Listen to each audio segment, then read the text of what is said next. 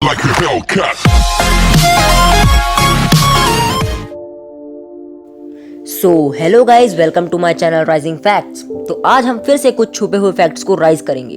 तो दोस्तों, आज हम बात करेंगे एक बहुत ही रहस्यमयी जगह के बारे में, जिसका नाम है भांगगढ़ का किला। इस जगह पर रात होने के बाद जाना स्ट्रिक्टली मना है, क्योंकि लोग कहते हैं कि रात के समय यहाँ प्रेत आत्माएं भटकती हैं और पायलों की आवाज आती है। तो आज हम इसी कहानी की सच्चाई जानेंगे। तो ये कहानी शुरू होती है रानी रत्नावती के साथ। एक जमाने में ये काफी सुंदर किला हुआ करता था और रानी रत्नावती यहाँ रहा करती थी, जिनकी सुंदरता की चर्चा दूर दूर तक थी और वो काफी होशियार थी। एक बार की बात है कि किले के पास एक सिन्हई नाम का तांत्रिक रहा करता था, जिसे रानी की खूबसूरती बहुत पसंद थी और वो बुरे इरादे लेकर वहां रहा करता था।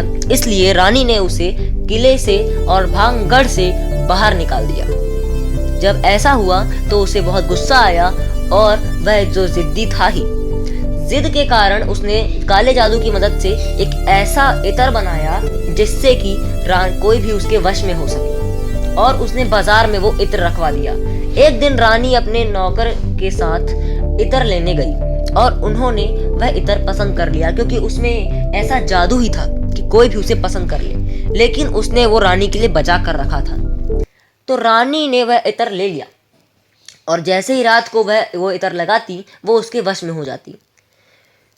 और कुछ समय बाद यह किसी नगर वाले को पता चल गया कि इत्र में कुछ है, काला जादू जैसा, जिससे रानी वश में हो जाती है। यह सुनते ही रानी ने इत्र की बोतल बाहर फेंक दी और इत्र की बोतल जाकर एक चट्टान पर गिर गई। काले जादू के कारण चट्टान उसी तांत्रिक के पास आकर्षित होते होते चली गई और लुढ़कते लुढ़कते उसे कुचल डाला।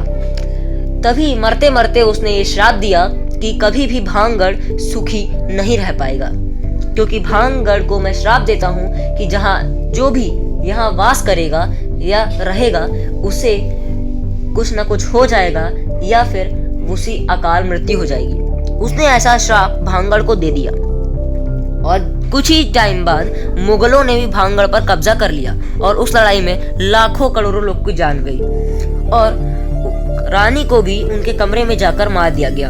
अब हम कहानियों की हिसाब से आगे जाएं तो लोगों की आत्माएं वहां आज भी घूमती हैं और जो भी इंसान वहां रात को सूरज ढलने के बाद गया है, वह कभी जिंदा लौटकर नहीं आया। कहते हैं कि रानी आज भी वहां रहती है। उनकी आत्मा पायल पहनकर वहां नृत्य करती है और पायलों की आवाज और चीख पुकार की आवाज रोज आती है। पायलों की आवाज मानो ऐसे आती है जैसे वहां जश्न मना रहे हों, और चीख पुकार की आवाज वहां ऐसे आती है जैसे मानो वहां बहुत बड़ा लड़ाई हुआ। कहा जाता है कि पुरातत्व विभाग ने और खुद ऑफिशियली इंडियन गवर्नमेंट ने ये प्रूव किया है कि वहां कुछ ना कुछ तो है और उसे हॉन्टेड बताया है। आपको पुरातत्व विभाग में एक ऐसा बोर्ड भी भांगगढ़ के बाहर मिल जाएगा जिसमें लिखा होगा कि यहाँ सूरज उगने से पहले और सूरज ढलने के बाद जाना वर्जित है।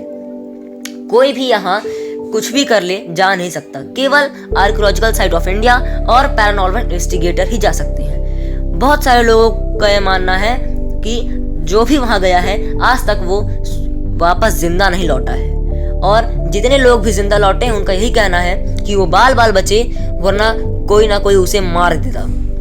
तो गाइस, आज की जो कहानी है इंटरेस्टिंग थी और यही खत्म होती है।